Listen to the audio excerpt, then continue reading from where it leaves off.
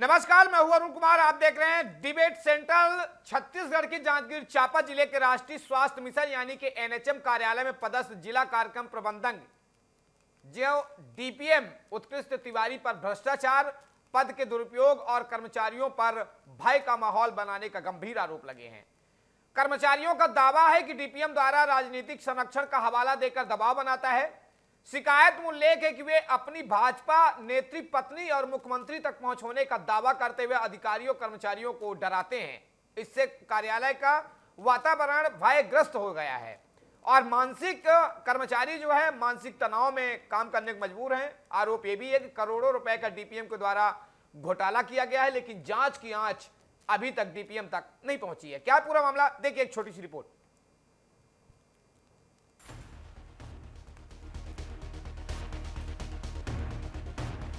इस संबंध में कर्मचारियों द्वारा कलेक्टर के विरुद्ध शिकायत सौंपी गई, जिसमें कई चौंकाने वाले आरोप सामने आए। शिकायत में कहा गया कि डीपीएम उत्कृष्ट तिवारी कार्यालयीन कार्यों के साथ साथ निजी कार्यों में भी शासकीय संसाधनों का दुरुपयोग कर रहे हैं।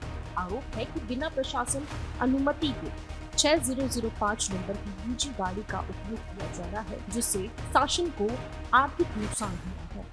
इसके अलावा नियमों के विपरीत कार्य करने से मना करने पर कर्मचारियों को नौकरी से हटाने और अनुबंध समाप्त करने की धमकी दी जा रही है। कर्मचारियों का यह भी आरोप है कि डीपीएम द्वारा राजनीति संरक्षण का हवाला दे दबाव बनाया जा रहा है।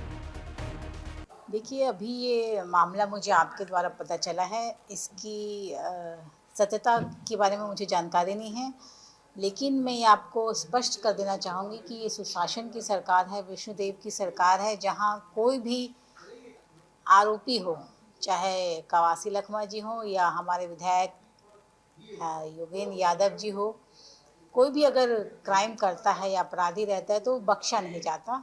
तो अगर इसमें कोई भी दोषी होगा तो उस पर सख्त से सख्त कार्रवाई की जाएगी और किसी को भी बख्शा नहीं जाएगा। शिकायत में उल्लेख है कि वे अपनी भाजपा नेत्री पत्नी और मुख्यमंत्री तक पहुंच होने का दावा करते हुए अधिकारियों और कर्मचारियों को डराते हैं, जिससे कार्यालय का वातावरण भयग्रस्त हो गया है और कर्मचारी मानसिक तनाव से काम करने पर मजबूर। यही तो साय का सुशासन है कि जिस प्रकार से जनता को लाभ के लिए जो स्वास्थ्य विभाग में मशीनें खरीदनी चाहिए थी, उसकी 6 करोड़ रुपए की राशि भारतीय जनता पार्टी के नेता के पति निकाल लेते हैं और ना तो एक्सरे मशीन लगता है, ना अन्य स्वास्थ्य की वहाँ मशीनें लगती है। ये तो बड़ा भ्रष्टाचार है और लगातार इस प्रकार की घटनाएं सामने आ रही है। आप देखेंगे तो 500 रुपये का जो जग आता है उसको 32,000 में खरीदा जाता है, 1 लाख की टीवी को 10 लाख में खरीदा जाता है। आज ही हमने खबर पढ़ा है कि जो 65,000 की जो लैपटॉप होती है, जो 30,000 की लैपटॉप उसको 65,000 में खरीदा गया है। तो भारतीय जनता पार्टी का भ्रष्टाचार का सुशासन है ये, और इसमें भाजपा के सारे नेता शामिल हैं और पूरी तरीक़ा से सरकारी खजाने को लूटा जा रहा है। गरीब जनता से टैक्स जो पैसा मिला है सरकारी खजाने में, भारतीय जनता पार्टी उसको अपने निजी तौर पर उपयोग करी और भारी भ्रष्टाचार कर रही। इसकी जांच होनी चाहिए और किरण देव सिंह जी को बताना चाहिए कि वो भाजपा नेता जिसके पति ने भ्रष्टाचार किया है तो उसके पति पर भी कार्रवाई हो और भाजपा नेता को पर कार्रवाई होनी चाहिए। शिकायत में यह भी कहा गया कि बीते 3 वर्षों में जिले में राष्ट्रीय स्वास्थ्य कार्यक्रमों का प्रदर्शन लगातार गिरा है, जिसकी जिम्मेदारी जिला कार्यक्रम प्रबंधक का कार्यशैली पर डाली गई है। इसके साथ ही भर्ती प्रक्रिया में भी अनियमितताओं का आरोप लगाया गया, जिसमें पद दिलाने के नाम पर लाखों रुपए की लेन देन की बात सामने आई है। Bureau report, Chhattisgarh, Madhya Pradesh.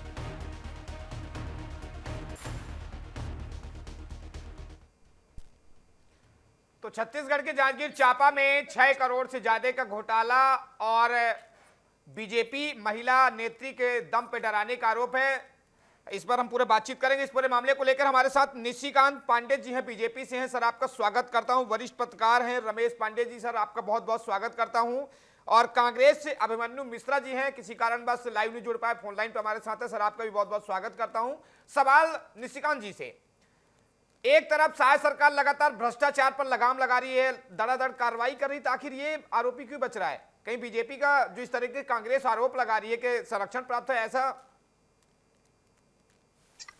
नहीं। देखिए, आपको बताऊं, आप तीनों को समझवा, कहीं पे भी किसी को बख्शा नहीं जाएगा। भ्रष्टाचार पे जीरो टॉलरेंस की नीति पे हमारी सरकार काम कर, जिसके परिणाम स्वरूप आप देखें, वो कलेक्टर आईएएस कितने जेल में हैं, कितनों को बेल नहीं मिला है। ये डीपीएम की बात कर रहे हैं। अगर कहीं पे भी कोई भी चीज ऐसे निकलती है तो अक्षरतः 3 करोड़ जनता के लिए हम प्रतिबद्धता के साथ काम करते हैं, ना कि भ्रष्टाचारियों के लिए। लेकिन अभी आपने एक बात सुनाई धनंजय सिंह ठाकुर जी, उन्होंने कहा कि भ्रष्टाचारी पति है तो पत्नी पे भी कार्रवाई होगी। तो ठाकुर जी से काउंटर प्रश्न है कि भ्रष्टाचारी पुत्र था जो जेल में गया था, तो पिता को भी जेल में भेज देना चाहिए था। ऐसे कानून काम नहीं करता। लेकिन हाँ, अगर इस बात में जरा सी भी सच्चाई है तो वहां के कर्मचारियों ने कलेक्टर को ज्ञापन सौंप दिया, उस पर जांच होने दीजिए।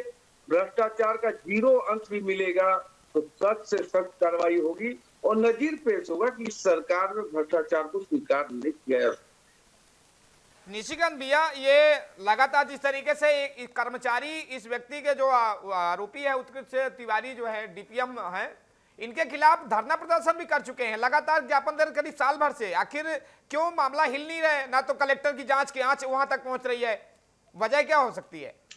देखिए, शासन सत्ता आपका सवाल सीधा मेरा आपसे है। नहीं, डीजी न्यूज का बहुत धन्यवाद, आपने इस विषय को प्रमुखता से उठाया। आप देखिएगा, आने वाले कुछ ही समय में दूध का दूध और पानी का पानी होगा।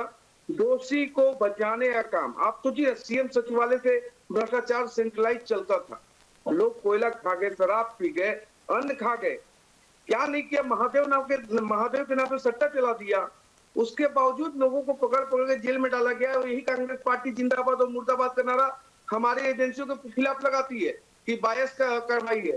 मुझे एक चीज आपके समक्ष स्पष्टता से रखना है कि अगर कोई भी दोषी है, उसका ना डीएनए देखेंगे, ना जाति देखेंगे, ना पार्टी देखेंगे, कार्रवाई होनी चाहिए, सख्त कार्रवाई होनी चाहिए, जिस प्रकार से नजीर पेश हो।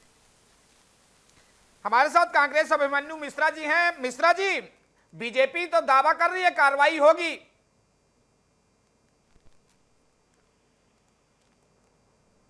अभिमन्यु मिश्रा जी, हमारी आवाज आप तक पहुंच रही है?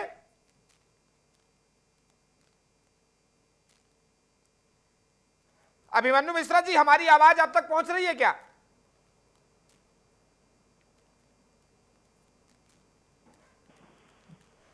टेक्निकल प्रॉब्लम के चलते हमारा संपर्क नहीं हो पा रहा, फिर से हम उनसे संपर्क करने की कोशिश करेंगे। हमारे वरिष्ठ पत्रकार रमेश पांडे जी जुड़े हैं।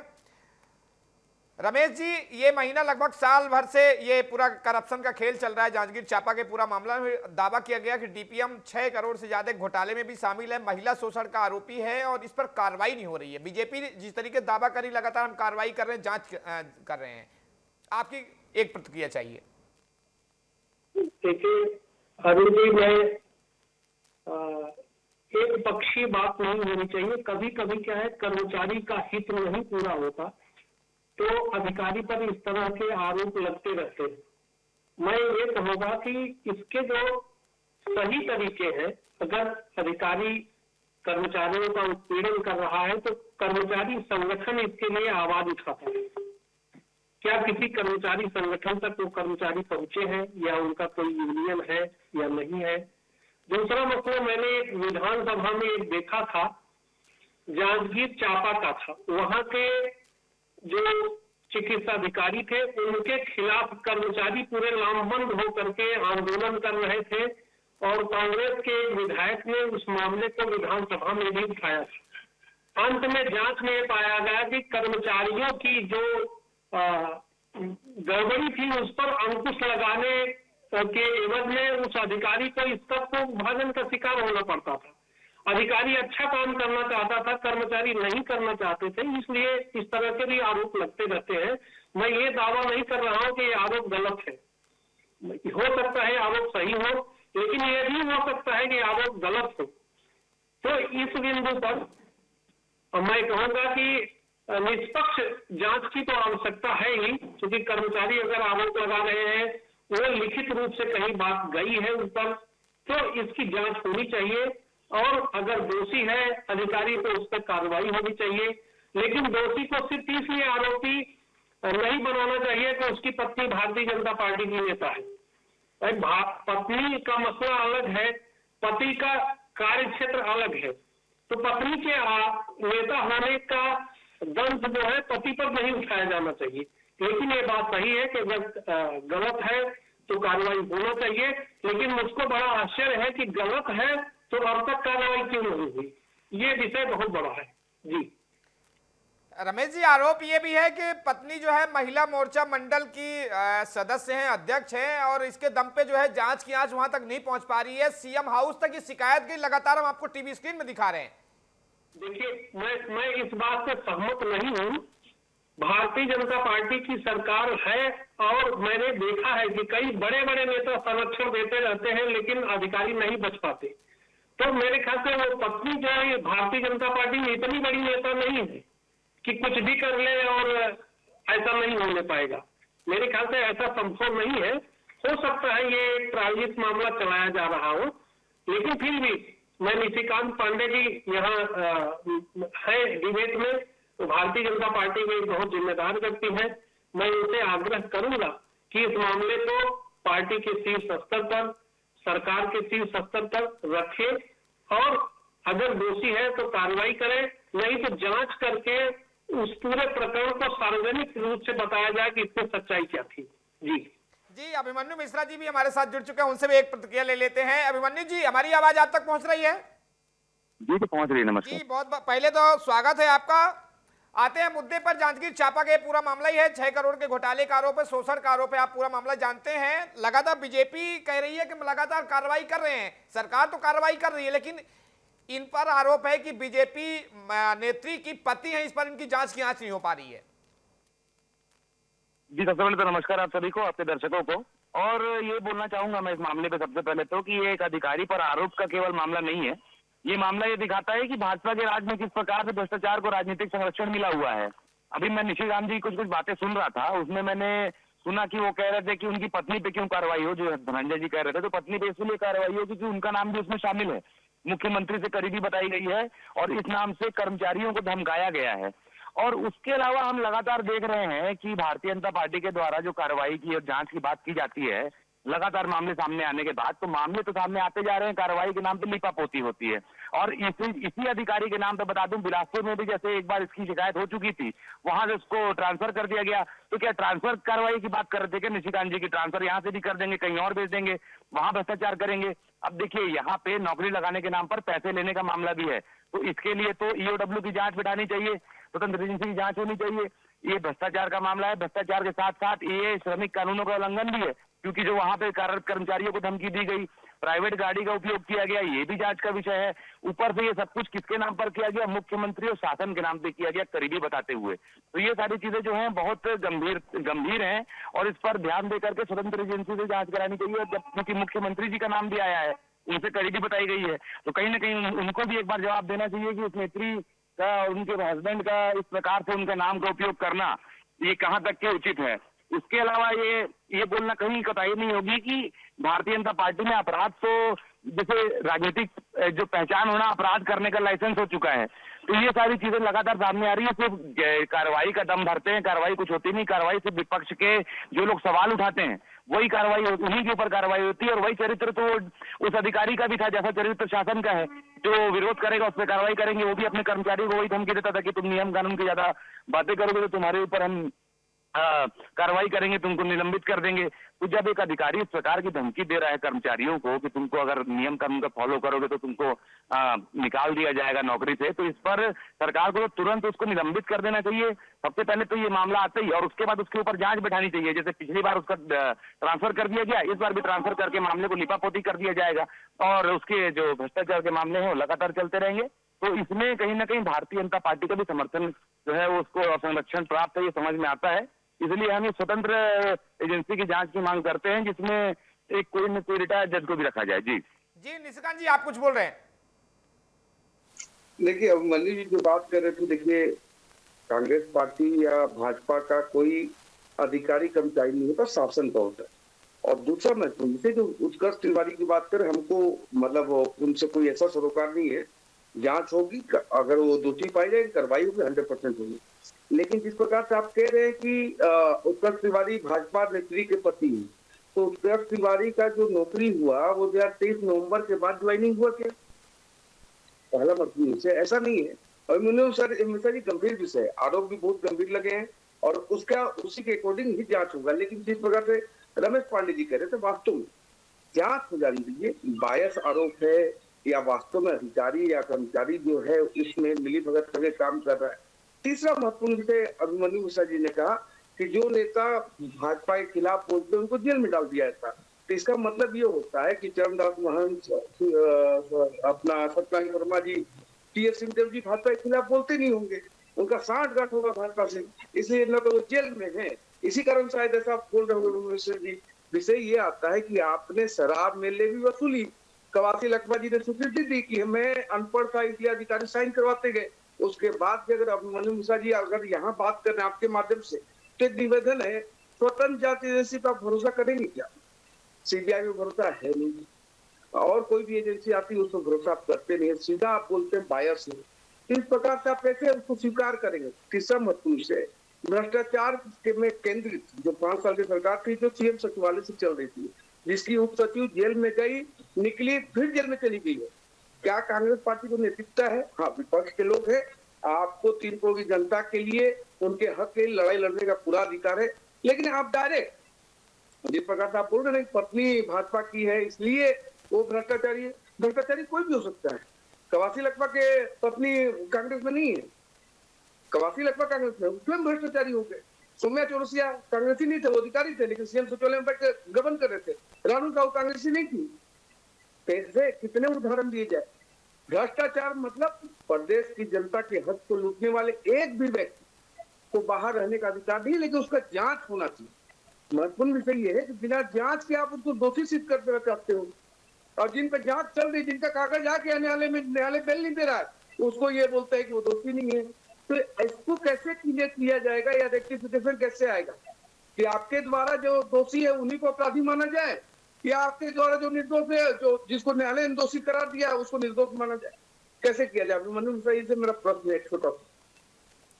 अभिमन्यु जी, फाइनल हम ये जवाब चाहते हैं कि अगर कांग्रेस, क्योंकि सरकार को अहम दिशा देने में विपक्ष का बहुत बड़ी भूमिका होती है, विपक्ष में है, अगर कार्रवाई नहीं होती तो आपकी क्या योगदान रहेगा? देखिए, सबसे पहले तो मैं इंतजार कर रहा था कि मुद्दे पे कब आए निशिकांत जी। इन्होंने दुनिया भर की बात की, बातें घुमाई, यहाँ की वहाँ की, लेकिन ये बात नहीं बताई कि लगातार एक अधिकारी के ऊपर आरोप लगने के बाद भी उस पर अभी तक एफआईआर क्यों नहीं हुई है? बिलासपुर से ट्रांसफर किया गया, यहाँ है, यहाँ पे आरोप लगा, यहाँ क्या कार्रवाई होगी? लगातार बहुत सारे मामले हैं। राजनांदगांव में मोहर गोलीकांड मामला था, उसमें अभी तक आरोपी संजय सिंह पकड़ाया नहीं है। ऐसे कितने बड़े बड़े कांड यहाँ छत्तीसगढ़ में हो गए। केवल जांच और जांच का आश्वासन इनके द्वारा मिलता रहा है। मैं वही चाहूंगा कि इनके ऊपर सबसे पहले तो एफआईआर दर्ज होनी चाहिए।